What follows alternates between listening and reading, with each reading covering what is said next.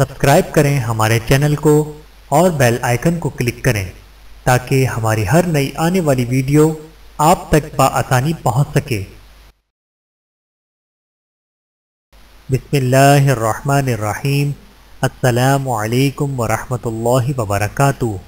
ربیع الاول کی مبارکباد سے متعلق خود ساختہ حدیث۔ ربیع الاول شروع ہوتے ہی کچھ لوگ ایک حدیث نشر کرنا شروع کر دیتے ہیں جس کے الفاظ کچھ اس طرح ہوتے ہیں: جو بھی ماہ ربیع الاول کی مبارکباد دے گا اس پر جنت واجب ہو جائے گی یا جہنم کی آگ حرام ہو جائے گی۔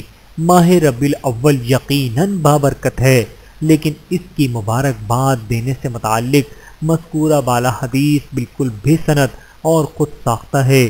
اس حدیث کی نبی کریم صلی اللہ علیہ وآلہ وسلم کی طرف نسبت کرنا جائز نہیں، اور ایسا کرنا رسول اللہ صلی اللہ علیہ وآلہ وسلم کی طرف جھوٹ منسوب کرنے کے زمرے میں آتا ہے، جس کے متعلق آپ صلی اللہ علیہ وآلہ وسلم کا ارشاد ہے: جو شخص میری طرف منسوب کر کے وہ بات بیان کرے جو میں نے نہیں کہی تو وہ اپنا ٹھکانہ جہنم میں بنا لے۔ بحوالہ صحیح بخاری حدیث نمبر 109۔